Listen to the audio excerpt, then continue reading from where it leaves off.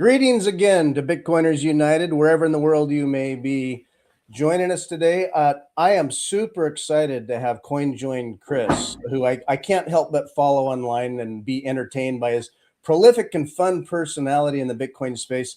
Not only does he have, I think, a very smart finger on the pulse of what is happening in Bitcoin, he posts memes and jokes and remains lighthearted, even as, we all take Bitcoin very seriously. It's very important to the future. Sometimes we can take it a little too seriously in areas, and I just find that Chris helps keep it humble and fun and lighthearted, and that we share much more than we are divided by, perhaps, when things are different amongst us. Chris is the co-founder and CEO of Seedor, an independent and permanent backup tool of your Bitcoin recovery seed phrase.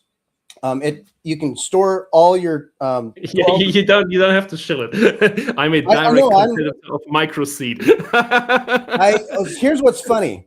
Well, we can get into that, but I am happy to shill Seedor. Seedor is a great solution for anybody. When I tell people, I say, get off zero, run a node, take self-custody. When it comes to taking self-custody, you go down the rabbit hole where, okay, now I've got this piece of paper. This is important, right? And you're thinking of the next thing, and like you did well before we did, it's like you want to stamp that shit and steal. You came up with Seedor, so it's incredible. It comes with a vault. It's basically extremely resistant. There you go. So yeah. Enough with the shilling, but I agree. It is important. You make me blush now, but thank you. I'm not done, buddy. You want to back up your seed phrase in extremely resistant steel, or you can get titanium as well. Seedor does that. You're also building SatsKeeper, which provides easy multi-sig self-custody with built-in ideas of longevity and inheritance in mind. There you go. Mini script. I love mini script. Mini script. So with the power of the script and the tools, you can build in rules around how your Bitcoin might move or flow, or you think of like smart contracts type stuff, and we can talk about that. There's CTV and other ideas that you've been interested in. Not only that, perhaps more recently, you've been working on Bitsurance so that you can insure your Bitcoin on your hardware wallet, your self-custody Bitcoin. You can protect that Bitcoin, insure it against fire, water, robbery, extortion, or who knows, just that janky $5 wrench attack that we kind of joke about, but literally has happened and does happen. And you're tall, but you remain humble. You know how to have fun. That's my welcome, Chris. Welcome to the show. Thank you for having me. I'm very flattered. And in the making of this podcast, we discussed what should we put in the thumbnail. Me being tall, I guess that is like my niche that I found. I go to conferences and keep everybody accountable by just taking selfies with them. That's awesome. Do you ever feel like, oh, brother, do I have to be that guy? But I'd say you could be proud of it. You are maybe are you the tallest, or have you met anybody taller? So the funny thing is, so you know Robin Sire, like he's Austrian, like we I think are roughly the same height. Like he's also 6'7". I've founded the Luxembourg Bitcoin only meetup. Like there have been crypto meetups, but I've founded like the Bitcoin only one. And the first guy to walk through the door is like over 7 foot tall. Like not only is he bigger than me, he's like literally the biggest person or the tallest person in all of Luxembourg. Like he's a professional basketball player. So I can say with certainty I'm not the biggest Bitcoiner. There are more and more basketball players are going to be getting into Bitcoin here, so the competition is going to get tough. Robin is very tall. Basketball players that have met Satoshi Nakamoto themselves, perhaps. In 1996, yes. Yeah, I met that guy. I think I met that. Did you see that funny video where Sailor does the perfect kind of a take and then a double take with just the right look of like, are you fucking kidding me? or even if you did, just kind of saying that is kind of a funny, like adjacent docs or something, like I know stuff, I don't know. It's kind of funny, but I totally get the passion and spirit behind like being in the Bitcoin, and also the magic and mystery of like the origin story. So Yeah. I first met you in Vegas when we had our booth and we were getting set up, and just the whole experience for us was new and different. And then we saw where we were going to be, and it was like, oh, that's Seedor right there. Oh, we're right next to you. And this speaks to how cool that Bitcoiners are generally, not just you, but in general. It wasn't any kind of weird territorial like thing about what are we all doing together here, or none of that mattered. It's just that we were the new guys kind of in the plaza, in the bazaar. You have clearly done this before, and it was much more about all those networks, connections, the friends. You know a lot of people, and it was just lighthearted and fun. When you get into business, you probably feel a kind of, there's like stress about success or performance or doing things right or having business relationships and all the perceptions. You can analyze that and I'll find myself when something's important, I can get really like astute about it, perhaps.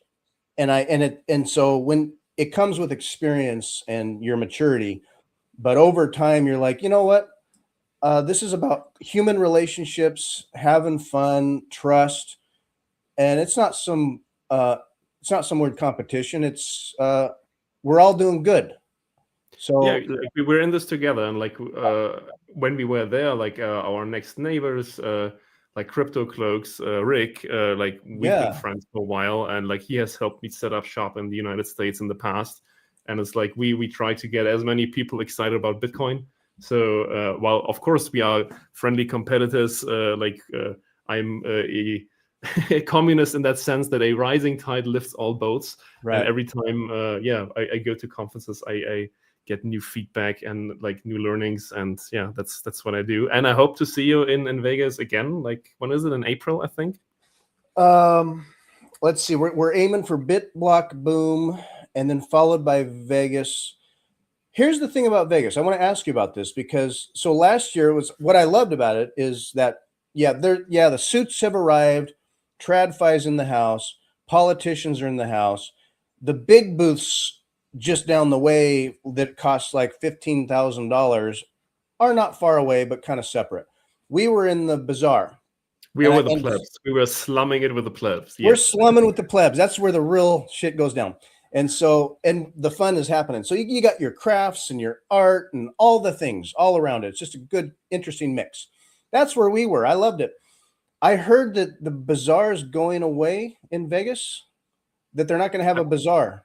Like if you want a booth. Yeah. I have not talked about it. Like just Craig told me like I'm in the program and I need to book my flight. And I was like, yes. We have not talked about like a bazaar, but I assume they will have that. I hope so.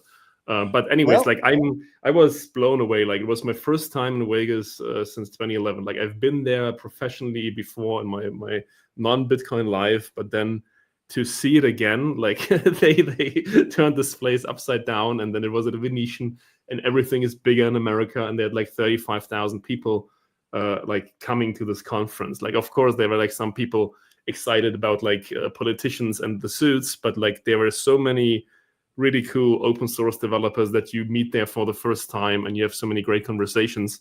That's why I like really looked forward to having it again. Even though I'm not the biggest fan of Vegas as a city. I'm like, I'm not sure. I know it's such an opportunity to have a large space with a lot of people, and they're just set up for the conveniences and all that about it. But it's surreal when you walk down the way and you have to walk through the worst kind of fiat in my mind. Like you go from Bitcoin ding, and all ding, ding, ding, ding. Yeah. And you see people there like investing in the electronic light show. And I can appreciate games and cards and for fun. I'm not a gambler, but I'm not like anti-gambling. Like do what you will, have fun. But when you're in Bitcoin mindset and then you walk through a space that is, to me, weird. It's a real juxtaposition of mindset, I guess. Anyway, but great. It was great to meet you there. And but I do hope they continue with the bazaar, because I'd heard they weren't, and that if you wanted a booth, you had to have one of the big ones. So what I worry about Vegas is that it is getting bigger. They're not affording the space to maybe the plebs that show up with crafts. I don't know. But. Maybe. So like what I have to like, David of Bailey is a very interesting persona, and I have to always break a lance for him, what he's doing, because like from my experience, like there is no conference that like really treats like open source developers better than like the big Bitcoin Inc. conferences. Like they really go out of their way to pay for like travel accommodation for like the people that don't make any money on that. So that's why I'm fine with like, I don't know, them charging like an arm and a leg for a booth. I hope they continue to do that. Like in Europe, we have the BTC Prague and the Bitcoin Amsterdam, and those are like, again, conferences are a record for us as exhibitors. Like they're so expensive, and like we really like it's always like a razor thin margins to like become profitable off of this.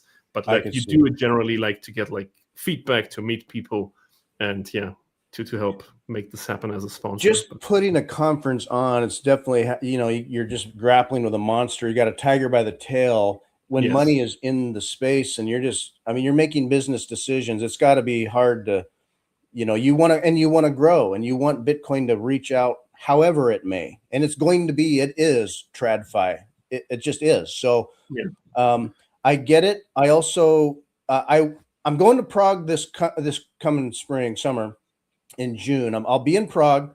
Hope to see you there. I've not been there though before. That's where my co-founder was there, I think. Yeah. So my co-founder Daniel was there. He's been there twice actually, last couple of years, and he's just like, dude, you have to go. We have to go. It's the best conference. Now he hasn't been to like Bulgaria or like Amsterdam or others. What is your kind of favorite venue when you've been to these? Yeah, so Prague is amazing. Like it is one of my favorite cities, like even just to visit like as a European capital. It's beautiful. It's amazing food, amazing people. And then like the Kuchar brothers that they organize the conference, they do it really, really well. It is much more Puritan, much more Bitcoin only than all the other conferences of that size that I've seen. And like you see 6,000-8,000 people also like attend this conference. All of like Europe has easy access to Prague. It will be even though it's like in the Czech Republic, it's very international. It's English and Czech, and yeah, we'll be there both with Seedor and Bitsurance, and yeah, I mean that is so far away. Like I've just sent like the marketing materials. Until then, I do like, I don't know, 10 more conferences, but I have a lot of travel plans for 2026. Oh, I can only imagine. You go to a lot of them. Do you know what the next upcoming one is for you? So I do an event north of Germany, and like there will be two, like in January and February, and then in March. Hang on. Like I have it in my calendar. I could not. Like I'm trying to like send all the marketing materials. Like I'm currently with Bitsurance, for instance, like with Insure Bitcoin. I'm also attending a lot of non-Bitcoin conferences, but like stock exchange or finance related conferences to talk to people that are like literal pre-coiners. They do not have like any understanding. Like they're not, what is 21 million? They don't know anything, but they're interested. They're curious. And we partner with like our good friends over at Bitbox. Yeah. And then we talk to people for the very first time. And we are in 2026 where you can really properly onboard people in a secure and safe way. Like here's a hardware signer, and you can buy Bitcoin in that hardware signer off of a Bitcoin only brokerage. And then you can buy, sell, or like stack for your kids all in self-custody. And then we also offer insurance, and we offer like backup solutions. And that has been eye-opening, those conversations. I attended a few last year where like people that are interested in saving and they didn't even think about Bitcoin. And then you talk to them, and like you will have a lot of conversations with people that have like preconceived notions about Bitcoin. But in the end, I think it is a nice change as opposed to like preaching to the choir if you just go to a Bitcoin event where like most people are already, you know, fully orange pilled.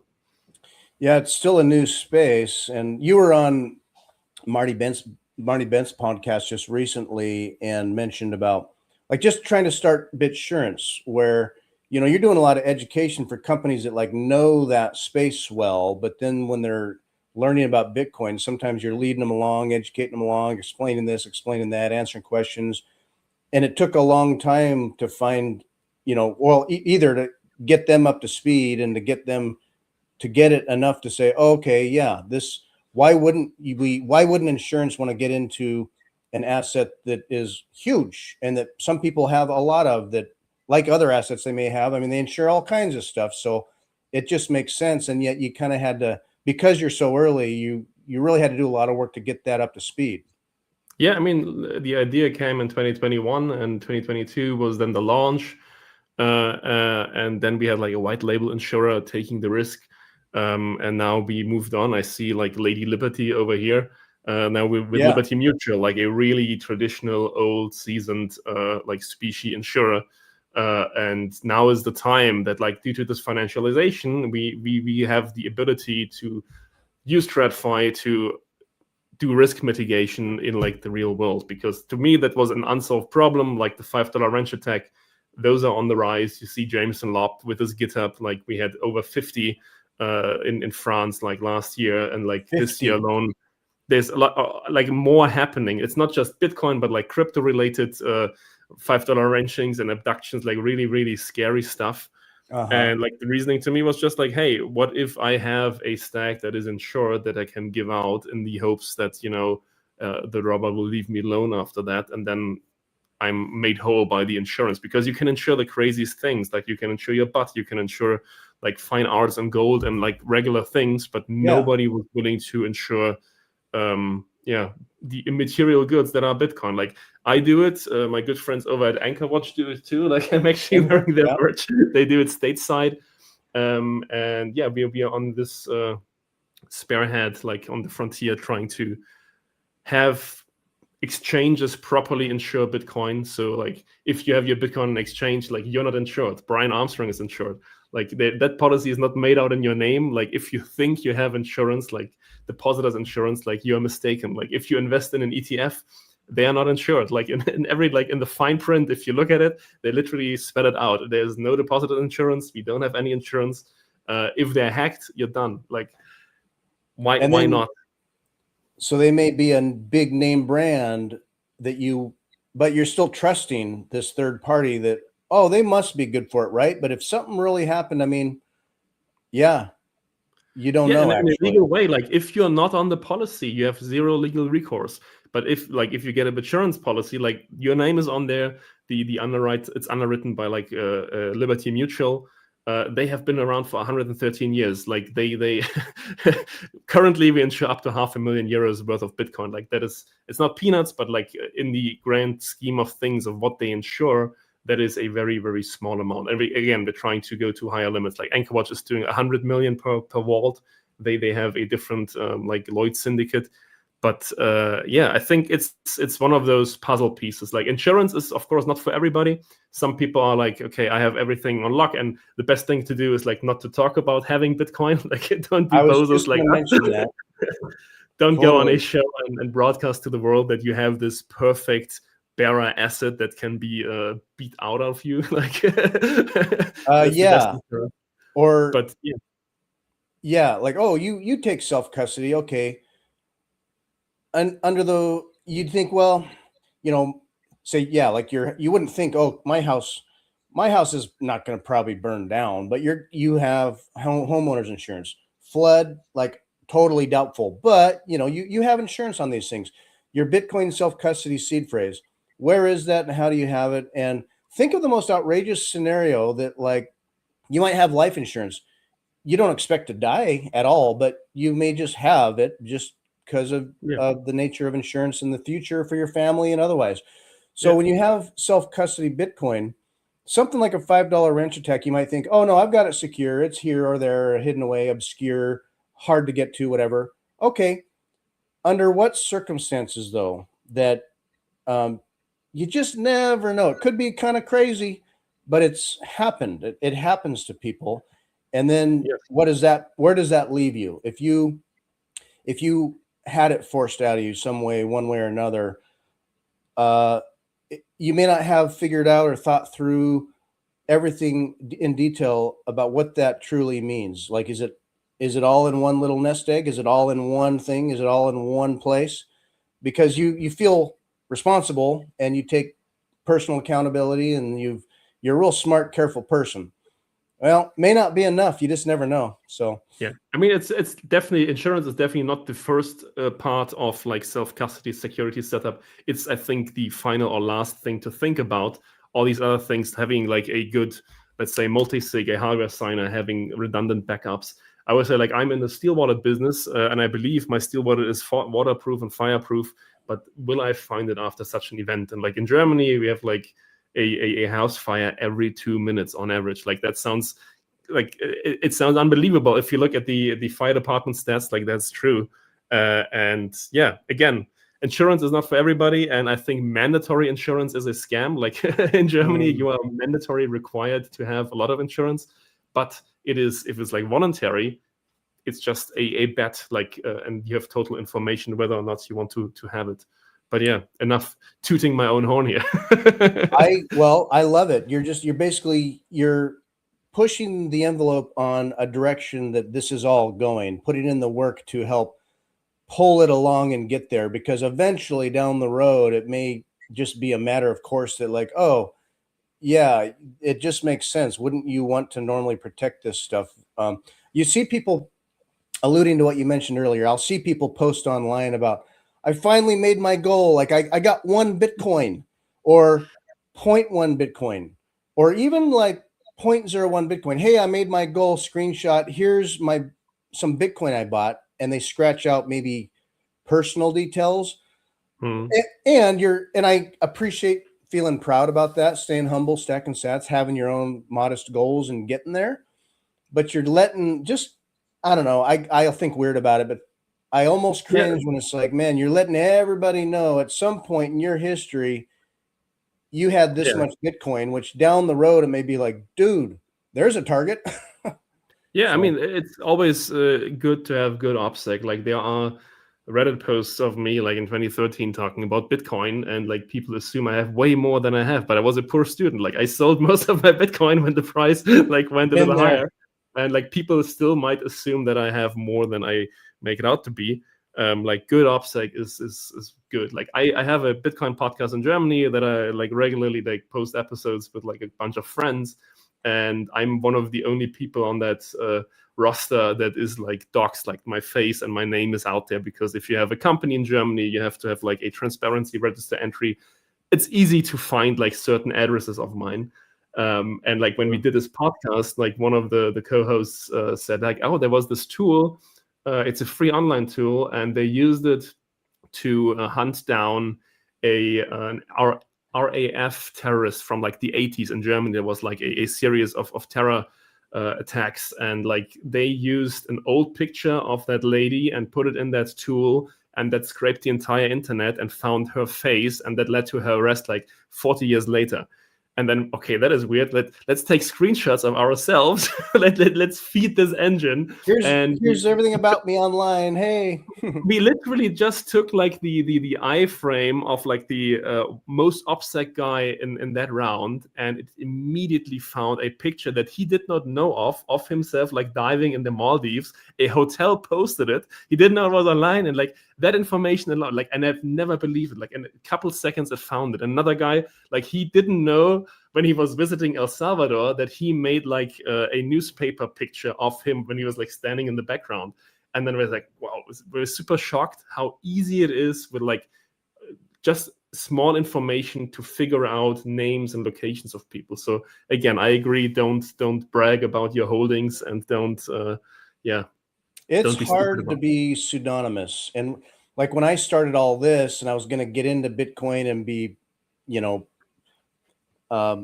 promoting and contributing to all of it, and I kind of initially I'm thinking, oh, I'm going to try to just remain pseudonymous. And then I quickly realized that bar is very low in terms of when you cross the line and people are going to know who you are, or your name is just said somewhere. Or, I mean, do I never show my face?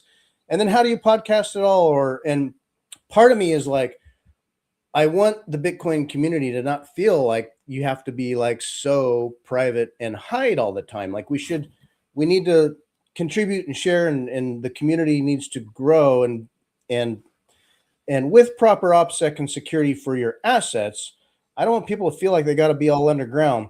At the same time, yeah, people, you're very likely totally doxxed. I have a friend who works for a company that does OPSEC and security for, like, big players and stuff to protect their stuff.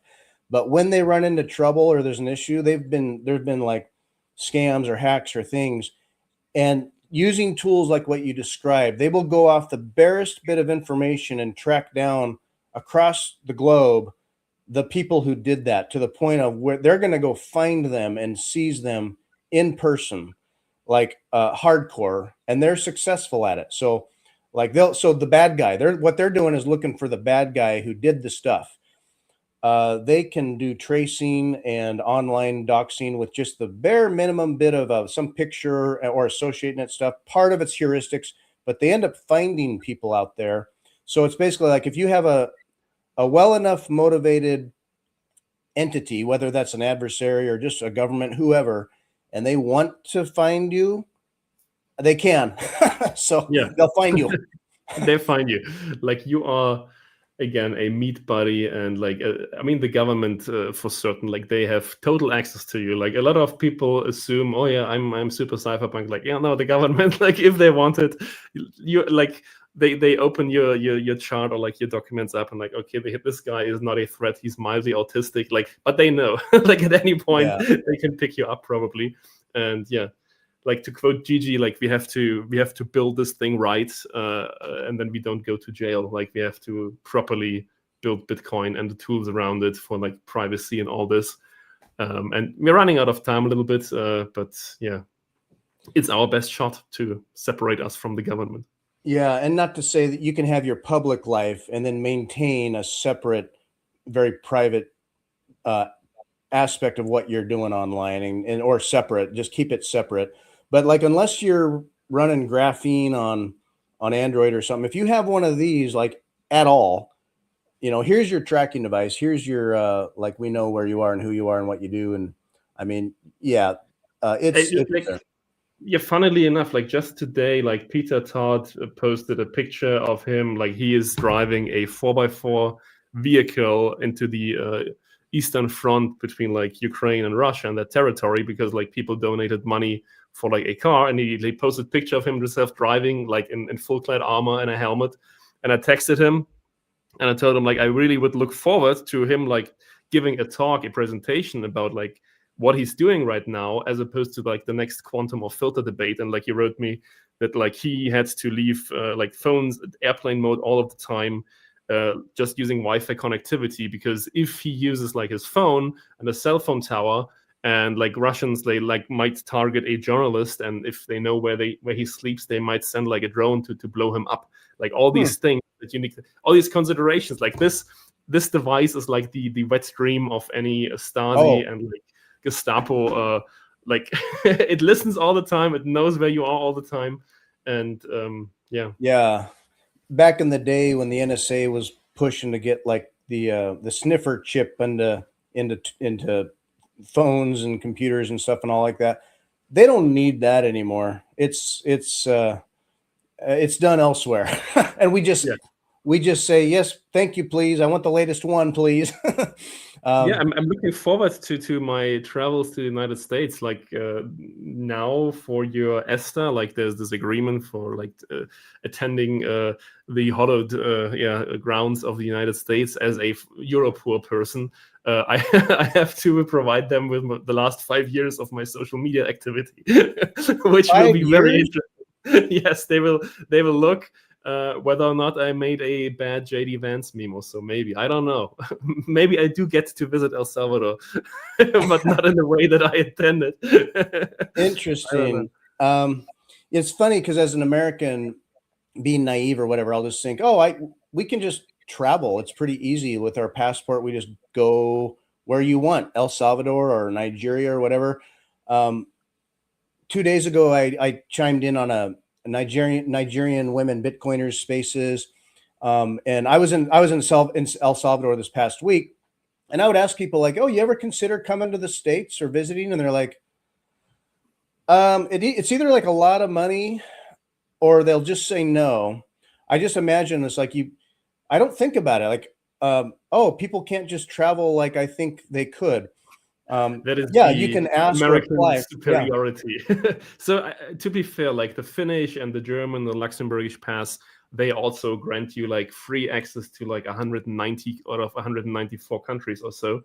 But you have to, like in America, of course, apply, and then you have to check tick boxes. Have you been the member of a Nazi party? Have you been a terrorist? Like you have to literally like put a check mark. No, I'm not a terrorist. And like if I was, like, would I tell you here? Like it's super weird. Are you stupid? Yes. Like I literally have to like tick the box like that I have not been a member of the Nazi party that has, you know, not existed for quite some time. But Oh yeah, my I mean, goodness. I'm happy that they still, you know, allow me in.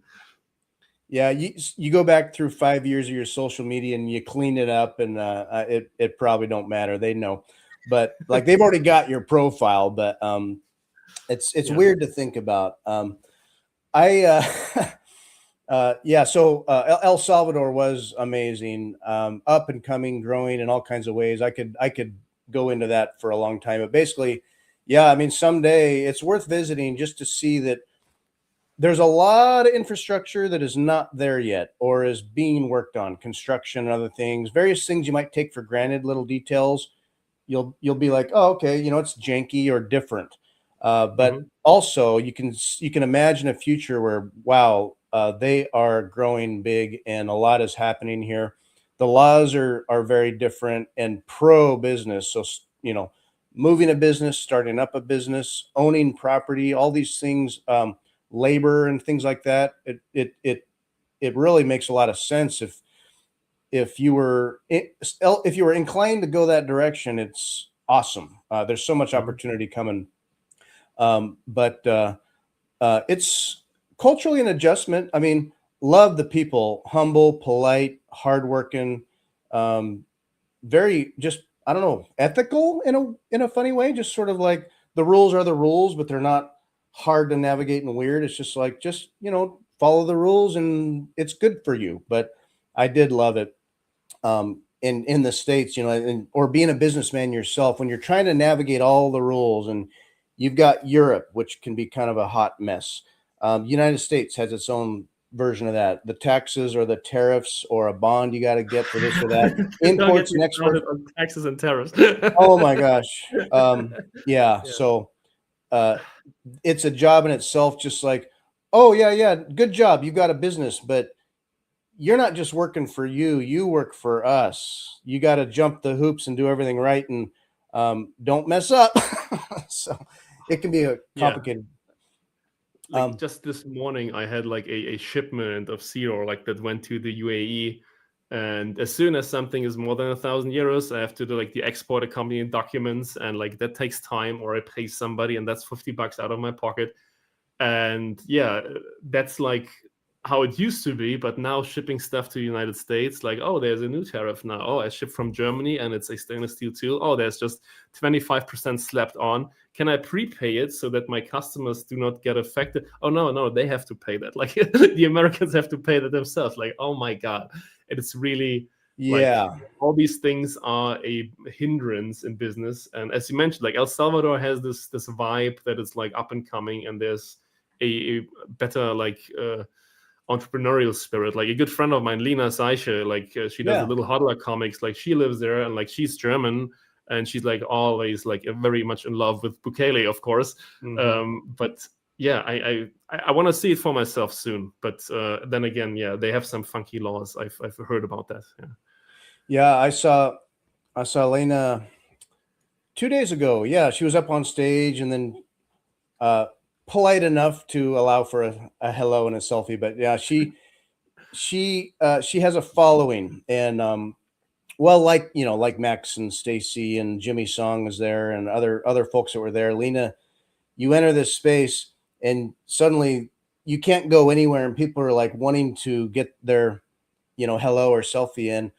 Do you ever worry as you become famous, you're going to become a famous influencer as you are, And as you grow, and it's like, man, have you met the world's tallest Bitcoiner? Have you ever run into that where you would like to just kind of be yourself and be somewhere, and people are like, Chris, Robin has dealt with that a little bit, where, Robin's, a regular guy, and just a nice, normal, regular, good guy. And there will be people that, having watched this podcast or seen him on stage, and it's like, Robin. Yeah, I mean, Robin is like much more famous. Like, he has a big podcast, of course, but like I don't think I will make it as an influencer. I'm not compatible. I mean, but thank you for pretending that my star is rising. I would not want to change. Like, I'm happy where I am right now as a micro influencer, or like a meme lord or something. A meme lord. The closest thing to like ultimate fandom that I've experienced was when I used to work in China in 2010, 2011, and Chinese people, they get like one vacation or like 2 big vacations a year, and there are like these tourist destinations that every Chinese person has to have like checked off on their like visitation during those days. Like, soon they have the Chinese New Year, and during that time I made the grave mistake of visiting the Forbidden City in Beijing, which was like run over by Chinese people that were not growing up like in Beijing or Shanghai, like on the coast, but like they have seen a Westerner before.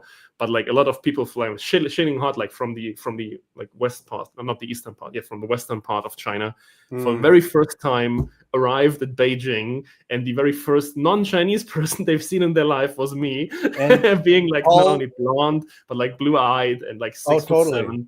And they swarmed me, and they touched me, and they took pictures of me, and there was like, I felt like molested to a certain degree. It's like, okay, this is how it's like to be Leonardo DiCaprio or something like. And it was just like being, like, you must be famous. You must be famous. It was like super weird. They hounded me, and I think like, okay, this could be a business opportunity. Just standing in the Forbidden City, asking for like 1 kuai per picture.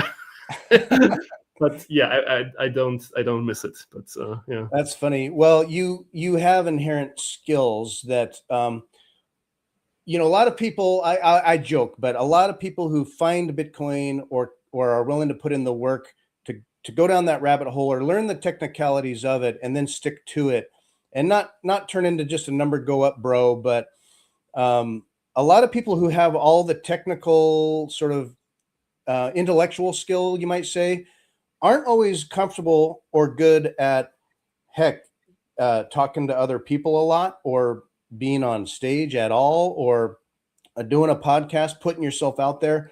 You almost kind of shy away from that. Like, that's not ever been my gig.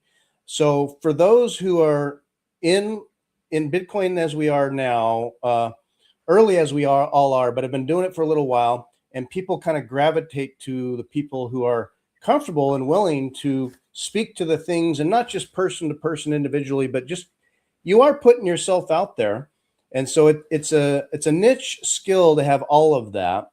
So Bitcoin, the technicality, the business, and then personality, charisma, lighthearted, an enjoyable character that people really gravitate to. So then a lot just starts flowing kind of naturally, even as I'm a closet introvert, but you can perform. And then after so much of that, I have to take a break and kind of be like, whoa, I got to decompress, because I'm not a stand-up comic. I'm not normally like this. How do you balance your energy where you're out there and doing it, and then you need to have time for yourself, and maybe posting is an outlet for you that way? Yeah, I'm like that too, that I consider myself very introverted. Like, I've always been a nerd, and I'm like not really that extroverted in my private life. I can go on stage. I like to entertain people.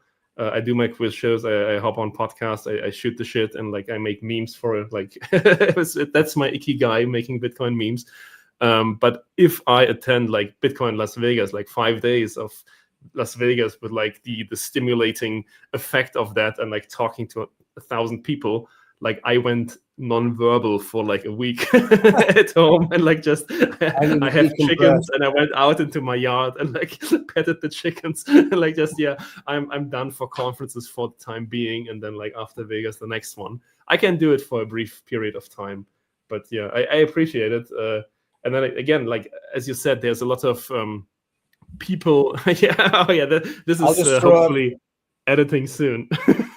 Yeah, well, and one reason I enjoy having you on here is that you are a real king of memes, if you will, but it's fun and funny. You've made videos, all kinds of things that when you go through your feed, it's a good mix. But what I love is that you keep it fun and relaxed, and that despite all potential pressures to get really, like serious or important about things, or make it all about business or what's going to happen and speculating, because people go there.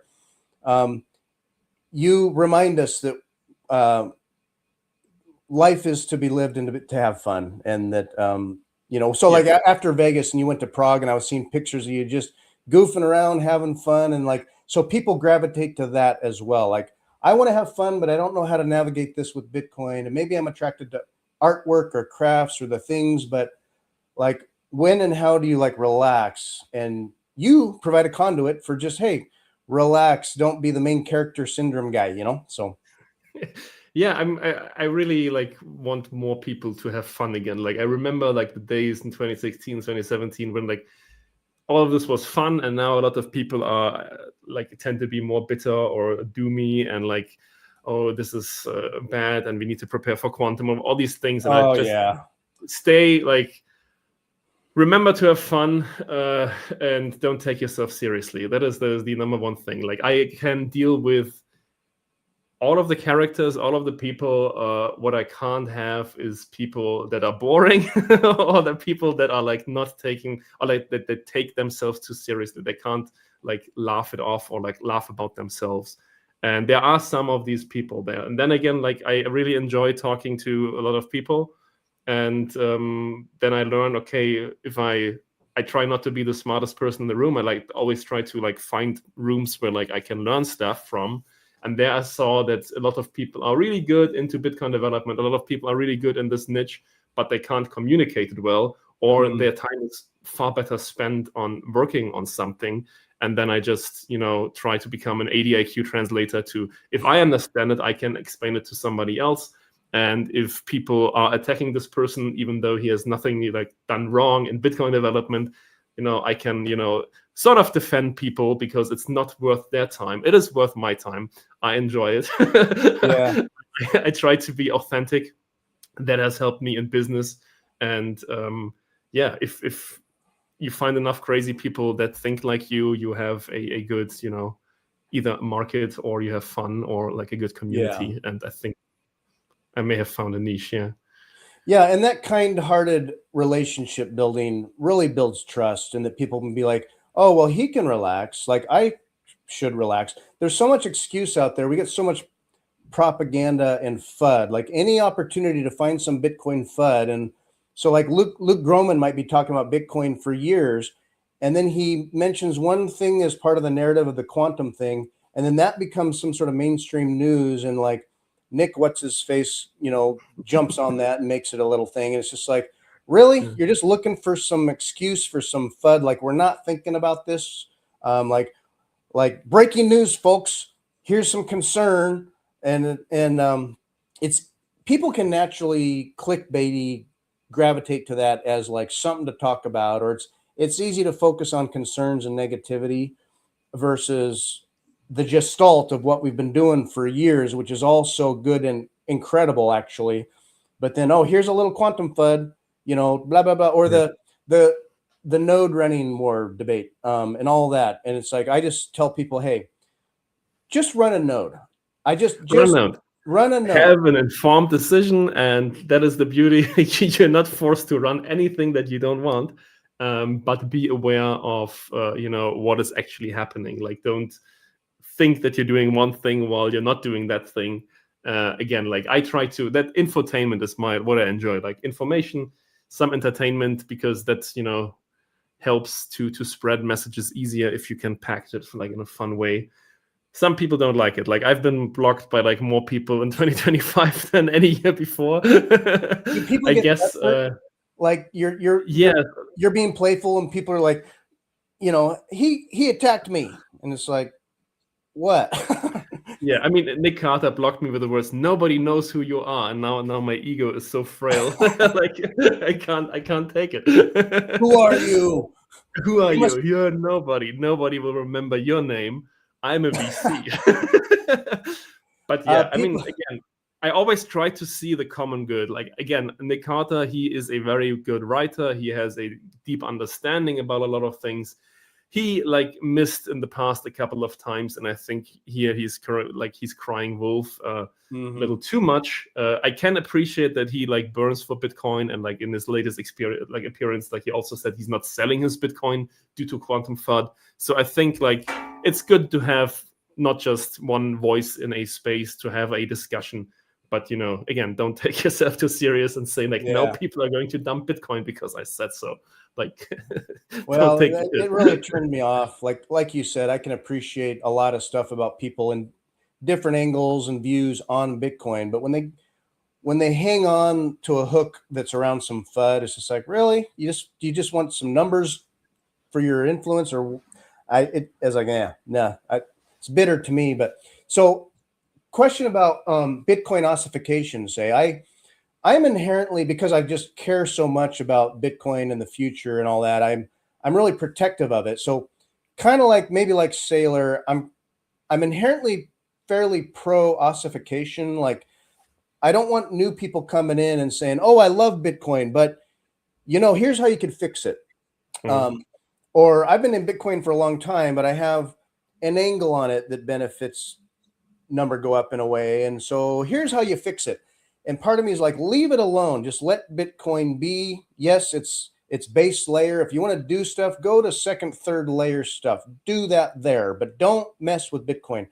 Where are you at? I think there's a balance there, but where do you fit on pro-ossification versus no, there's some good opportunity to make it better for reasons down the road?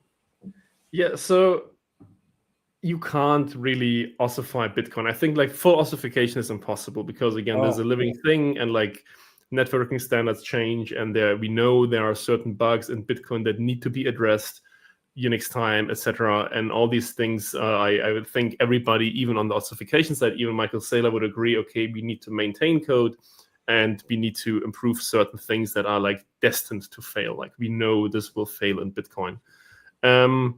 I think Bitcoin needs to have more privacy on chain. I think Bitcoin needs to improve the UX so that more people actually use it. Because as you see with my companies like Seedor, Bitsurance, SatsKeeper, only focus on the proof, on the store of value part of Bitcoin. Right. Because as a peer-to-peer medium of exchange, it has not taken off. You and I, we perfectly can trade like on Lightning, even self-custodially. Like, we can use that, but not the majority of the world can use that. And that was the entire reason of having a layer 2.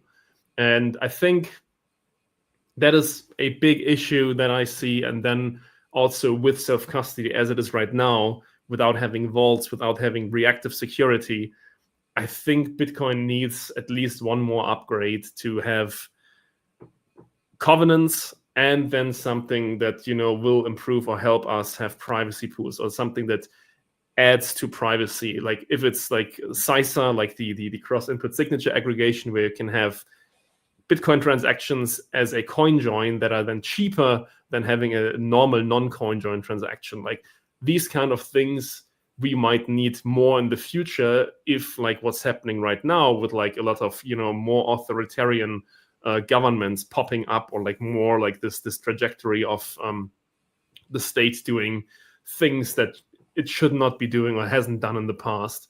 And so I agree, like, move slowly, don't rush it. Like, there is never like really a reason to rush anything. But yeah, like, we need to focus on those two things, like privacy and improving the UX of Bitcoin. And for those, we have some solutions.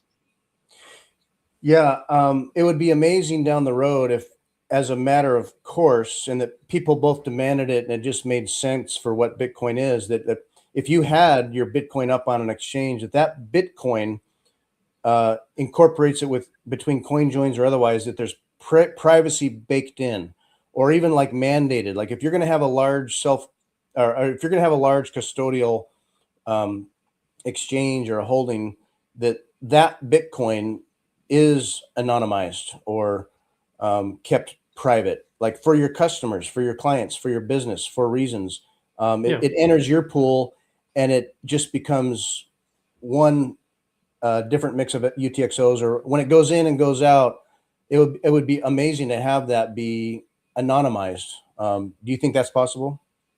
I mean, from a regulatory perspective, like exchanges would not touch that with a 10-foot pole. It will be possible, and it is possible. Like there are join markets, there are like these privacy enhancing tools. They currently have a bad rap. Like with Samurai, we've seen it. Like, okay, they just build software, and people that are criminal have used it, of course, too. Because again, like privacy is not necessarily like a crime. Privacy is not a human right, but something. It's a how do you say, eine Pflicht. I'm drawing blank on the English word. It is your duty. You have a duty to have privacy, because the fewer people use private tools, the anonymity set of people hiding inside this anonymity set, that they are like more in danger. If everybody uses it, the anonymity set is much, much larger. You can hide in there. And it's like not something that is given to you. You have to enforce it yourself. Privacy, again, is like your power to selectively, present yourself to the world. And that has nothing to do with like criminals. Of course, criminals also want privacy. And that has, happened now with the two Romans, with the Samurai devs. Like, I wish the legislation or like the regulatory bodies would like lay off of these things, because $5 renter tax, like I don't want, if I pay on chain, people to see how much is in my change output, or like where is it going after that. Like I want more privacy. And it's disheartening to see what has happened recently on that, or making an example of devs. And I've shown this off before, but like I'll have my copy of the Cypherpunks manifesto that I've read, and just distinguishing reasons to have secrecy because you're a criminal, versus just kind of like what you said, a trusted fundamental kind of a human right to take privacy where and when you want it, and that and not to erode that. Like as humans, you may have windows in your house, but you're going to have blinds or shades that you get to close when you want, so that it's not like, oh, what are you hiding? It's just like, hey, it's my house.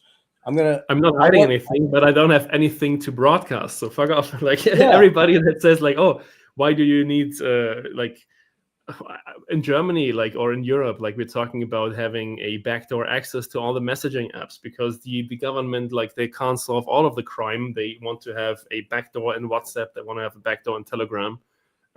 Like, why do you want this if you have nothing to hide? No, fuck you. I have nothing to tell you. Like if you pretend that I don't need this, then like maybe you're not somebody that's worth saying something to. Like it's just and people, like the apathy is like the most dangerous thing, not only to Bitcoin but like also these private tools. Apathy of people, like people want convenience, and people are like why would you work so hard to have privacy in places unless it's nefarious? And they'll frame what should be normal, like you want to keep your banking stuff private, or your email private as you can. It's like, well, what are you hiding? It's like, nothing. It's my life. I close the blinds on my windows sometimes just because I'm going to have dinner or whatever. So anyway, and then also, so that brings me a couple of thoughts, but you'll see things happen in America. From a distance, I'll see things developing or happening in Europe with laws or regulation or the money, the CBDCs, digital IDs, all the things. And it'll get framed for reasons, like it may be for this or that reason. And then it's like, oh, you don't like mass immigration. Okay, well now we'll do it for that reason. And the destination all seems very dark to me. I mean, is Germany like fucked? Is Europe fucked? Is it just people are waking up slowly? So Germans are, I think, among the higher adopted Bitcoin nations, like Czech Republic, of course, but like Germany is a good solid second place. And a lot of people in Germany, we really like cash. We're like not a like digital society, like we slept on that. And there is, we are convenient, but there is, a moment like the buck stops here. And I'm not like haven't written off Europe. Like I enjoy living here. I like the culture, and I'm not, I'm going down swinging. Like we try to save this place. There are some tendencies that like we have the most incompetent politicians that fail in Germany or in France or whatever, and we send them to the EU Commission, which is like they fail upwards and then they like do crazy stuff there. But yeah, then again, I see like what's happening in the United States, and I think like, oh my God, like these things, like these images, like I don't know. In Germany, like police forces, like there are 2 or like at most 3 shootings every year. Like, and it's like big in the news. Like it's really like there nothing happens. Like in the United States, like 3 in a day. And like I've visited many places, and that is so scary to me. Like I'm as a European, like I have guns. I'm with that, but I like really look at what's happening in the United States, and that seems really scary to me. Like I will be a foreigner soon, and then ICE comes and like asks for my papers, and maybe I make a joke. Maybe that's not the right time to do that. So I have hope that where things are getting better. It's just that I'm in ways. It's just that I'm less patient about it, and as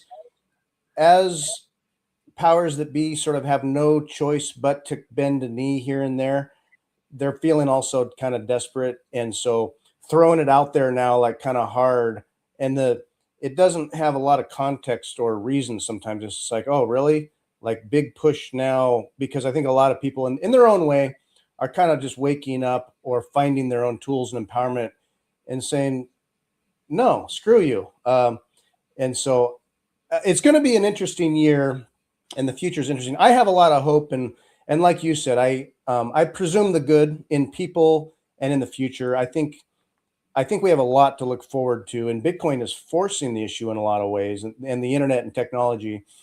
Now you mentioned again as well before. So some people, on one hand, people find Bitcoin when they need it or when they're desperate, and that's when they realize, oh, this is why it's important. For those of us that are kind of have a little more cushion or planning and get the bigger picture about it all, there's not always that same pressure, and yet it's still very important. Do you ever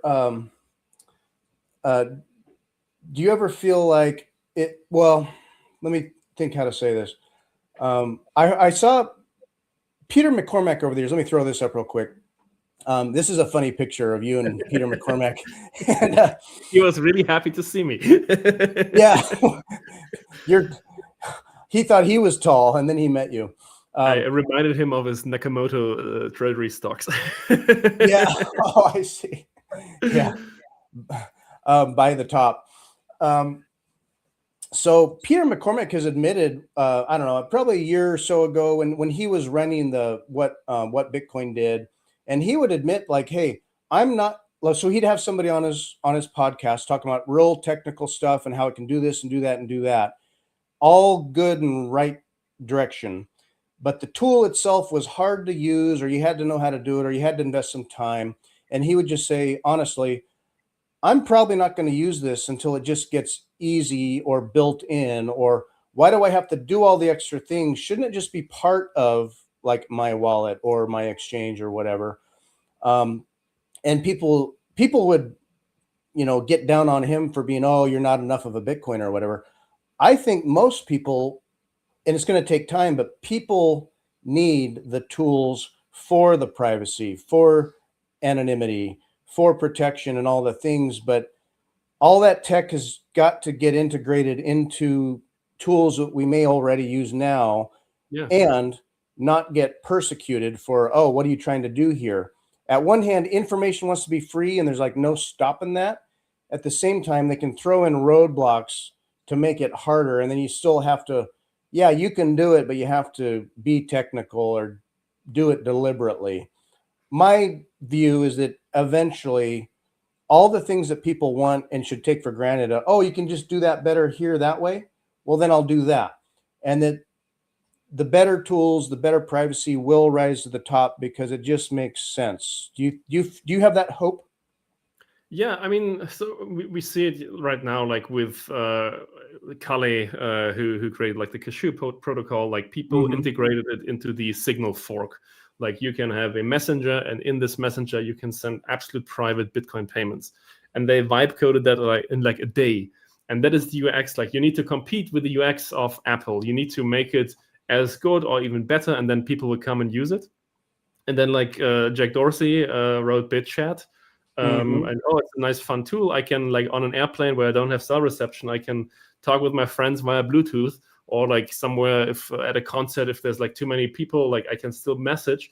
And now you see that tool being adopted in Uganda, and you see it in Iran, and like these things. I always say like these need to be in place now. Like people, when they had internet, should have downloaded the tool, and then they can now use it to communicate. While, like, again, I just written with a former roommate of mine, like he's Iranian, and he studied with me in Germany, and his family is still there. And like for the last 12 days, he didn't hear from them because there's no phone, there's no internet.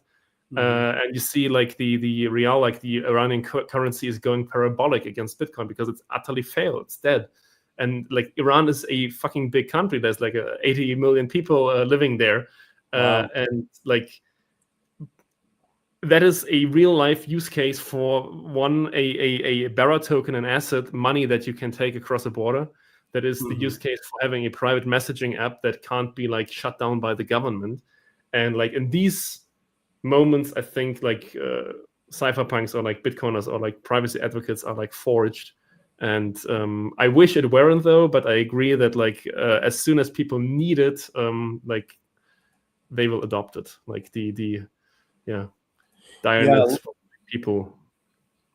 Yeah, like Jeff Booth has said this, where people find Bitcoin when they need it, and I'm glad you mentioned that. I was going to bring it up, but so what's happening in Iran right now? And I remember, gosh, 15 years ago, but when there was like an Egyptian revolution and stuff going on, and they're shutting down this and that and the other. And Twitter at the time, Twitter itself was a means that they could communicate, or some of these other Signal or others, or with Starlink, have been able to get online, or, using BitChat, we can still communicate with Bitcoin. We can still transact and do stuff. You can't shut us down. And so what's happening in Iran right now, I mean, it's been ongoing and scary, and where that's going, I don't know what it all might mean, but the people themselves can remain sovereign enough to at least function, if not keep living and pushing where they need to, and have a voice in the matter, and not just be, well, because we said so, we're going to just shut you down. We flipped your switch off. Bye. It's like you can't shut us down. We can still function. Plus, your currency is garbage. Whether it's your media or your governance or your authority over it is sort of on the sideline, or hit and miss. But anyway, tell me more about what you think about Iran and your friend who's there. And I have not yet responded. Like we've talked last time 5 years ago, and I just texted him, how's it going? And like a couple of days ago, and now he responded, and he said like, 10,000 people have been killed. The regime has been suppressing them for like 47 years. And he has family and friends still living there. Like he lives very nearby, like a couple 100 kilometers from me here in Germany.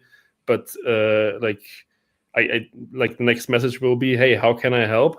Can I don't know, provide Bitcoin to get his family into safety? I'm pretty sure there is a way to figure out, like they don't have internet now, but like Bitcoin you can send without internet. Like if I have to go the NVK route with like radio waves, I don't know, but I want to help, and I want to see Bitcoin being used for what it is, the freedom technology, like to liberate people. And events like this could really put stories, individual or broad stories out there that, hey, see how this worked? You know, you're not stuck, you're not lost. With these technologies, planetary wide, anyone can make use of it and do what they need to do. I think of the truckers convoy rally stuff, or or whether it's in Iran or Egypt or Nigeria or any country anywhere. It's just people are going to be like, oh, this just works and works better as our government fails or whatever. Yeah, it's scary to think about, but I have hope that people can make use of those tools and all that. So we are over an hour. How are you doing? Is there anything that I haven't touched upon that you want to make sure we talked about? Because I can easily bring up Seedor. I just want to again, I'm happy. I'm very happy. I love it. It's my design tool that, again, I'm a mechanical engineer. I'm a material scientist. I used to work on a lot of things. My biggest accomplishment was that I worked on the Ariane 6 rocket. But this has probably touched more people than anything else that I've done. Like tens of thousands of these steel capsules have gone all over the globe, and I know that people use them to emboss their private key on there. Like it fills me with a lot of pride and joy. But yeah, and I see up there it still says Seedor.io. I literally today I bought the domain Seedor.com. It took me quite some time because when I wanted to buy it, it should forward right now. It's not. It may not listed. be up. Oh. Yeah, it's forwarding now. I have not, because there's so many print materials that have .io. Because when I came up with the name, like again, Seedor has been my Reddit handle since 2009, and the brand was established in 2020. And I looked, okay, which domain endings are there? And there's this old adage, like if you don't get the domain, like companyname.com. Don't go .io, switch your company name, because .com is like the best for SEO, etc. But I looked and like some Korean seed store, like they were selling tomato seeds, had like the domain Seedor.com, and then I was just waiting for them to lapse it, and I didn't think it would happen, but like last year they lapsed it, and there's this grace period, and on Sylvester, on New Year's Eve, the domain was supposed to become free, and I put like many back orders in there, but I was not the only person to bid on that. And then there was like an auction, and like funnily enough, there's a store in Berlin, Seedor.store. You can put it up. They also sell seeds, and they also have letter punches in their shop, letter punches to emboss signage to for your pots. It's really like they bid on that too, and in the end, I came out on top. Like, this domain has been registered like in 2011. I own Seedor.com now. I don't know what to do with that, but that's my happy place today. And like after this, I will drop off and talk to my Iranian buddy and see if the freedom tools that we have, that we know, can be of assistance there. Yeah, I view Seedor as kind of like your flagship product, and it's just, I mean, it's beautiful. I mean, the design of it. You've been able to hone this over years, but just in your material. Wow, you even have the print. Wow, look at that. I've saved this from Vegas. I mean, just the things like the box, the unboxing experience, the materials, everything there. It's like everything you need is beautiful and clean and sleek, and then you can go online and buy the add-ons and all the things. But yeah, no, Seedor is awesome. And then MicroSeed.io. Yeah, there is MicroSeed. MicroSeed's an alternative. I'm not prescriptive about, people are like, well, like when we were in Vegas and people are like, well, what about that? And well, what about that? And well, this is too much this, or, oh, I like this better, whatever. I'm just like, you do you. If this is too small, or if this is too hard to hammer, or anything about it, just take self-custody. Do what works for you. I don't need people to do it any particular way, but if you're not on self-custody and have it in steel, do that. And then if if you feel like you've got some wealth accumulated and you're thinking about the future and your family and what have you, Bitsurance is your more recent new direction. And if I just glance in here. The easiest way to insure it is to do it in the Bitbox app. Like, we're directly integrated in hardware wallets. Like, you can go into the Bitbox app and then click a button and insure. Currently, German, Austria, Switzerland too. It's not live yet, but we do the German-speaking countries, and soon we will be broadening out into all of the European Union. Cool. And this is also currently like 100,000 euros directly on the site. We can go as high as 250 and 500,000 euros. Insuring you against robbery, $5 renter tax, fire, water, all the elements. That's, Bitsurance.eu, currently not .com, because somebody tried to sell the domain to me for $100,000. And I said, no, brother. I'd rather have another Bitcoin. Yeah, we've had similar offers that were kind of like, how bad do we need MicroSeed.com? It's like, IO works, or, EU works. And, maybe down the road it's worth it, but you're out there. The namespace is limited. Like, this is the first thing that I learned about, like, where I learned about scarcity. Like, this funny thing about Michael Saylor, like, he made more money percentage-wise by selling domains than he did with Bitcoin. Like, he bought voice.com for like pennies on the dollar, like back in the 80s, 90s, whatever, like probably filled out like a paper or like a letter to ICANN, and then sold voice.com for $30 million. Yes, he sold that, like, I think it was during the ICO phase, or like in like some NFT shitcoin, and they went broke like 2 years later. Like, they spent $30 million on voice.com. Oh my goodness. I was in the tech industry back at the turn of the century, and the whole .com blow up and stuff. And some of the stories you'd hear about just buying up domain names or becoming a domain registry and all the, almost like domain name patent troll stuff going on. Or, hey, we have hardly any software. We got this idea and we hired a bunch of people, and believe me, they're working on it. So, pets.com or whatever, shitcoin.com, whatever it would be, it appeared to maybe be something, and the money was just going in like, hey, you never know, don't be last. So, buddy, Sweet Biddy joins from time to time, and she just says, hey, hope El Salvador was awesome.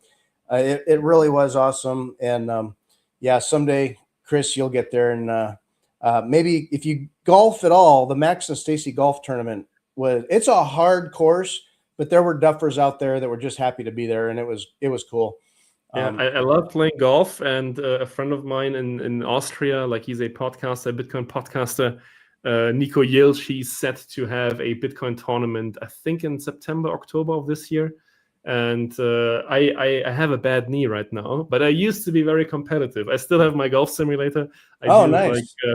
I train a lot. I'm really, really strong match play, but I'm very bad at metal. Like, stroke play is not my cup of tea. That terrain is crazy. The hazards are all over. It's very hilly.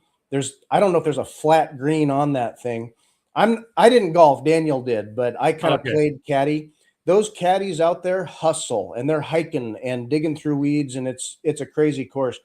But it's a challenge, but you would love it. It's really fun. Like, I really want to visit, and I want to go to El Salvador. Maybe there will be a conference soon, and I will make my way there. And hopefully see you in Vegas or like some other. Boom is in Austin and Texas. Where is that? Dallas, Fort Worth. And when is that? April? I'll have to double check. But BitBlock Boom. Now, what I've heard, it's smaller, but it's much more like based Bitcoin, kind of like a Prague, where like if Vegas is too kind of big and suited for you, BitBlock Boom is much more based and like accessible and still growing. So it's got a different vibe, like maybe like Prague. So, but yeah, I'll hope to see you in Vegas. And then if you're in Prague also, I'm sure I'll see you in Prague this June. Yes, definitely. Cool. All right. Thank you for having me. Yeah. Thanks for Sweet BD McGee. Shout out in the chat. And yeah, keep doing what you're doing. Thanks for joining me, Chris. I'm going to bring people quickly to, you can be found at Coinjoined on X. Coinjoined Chris at Coinjoined. And from there, you can find everything about you. Your work on SatsKeeper, the Bitsurance. Of course, there's Seedor. And each of those have their pages. And then you can also be reached. People could contact you, Chris at Seedor.io. Is that cool? At all of the emails, like always happy to talk about Bitcoin, self-custody, inheritance, insurance, all of those questions. Just shoot me a message and yeah, we'll talk. Awesome. Accessible guy, an up and comer. I'm going to say a rising star. If not, my star's rising. Let's go. Yeah, it's already at 7 feet, but no, I love your energy, your enthusiasm, your lighthearted fun. I wouldn't call it trolling. I'd say it's fun banter. And if people are butthurt about it, hey, get over yourself, buddy. So anyway, thank you. Thanks for joining me. We're going to cut it here and we're good. All right. We'll catch you next time. Bye, everybody.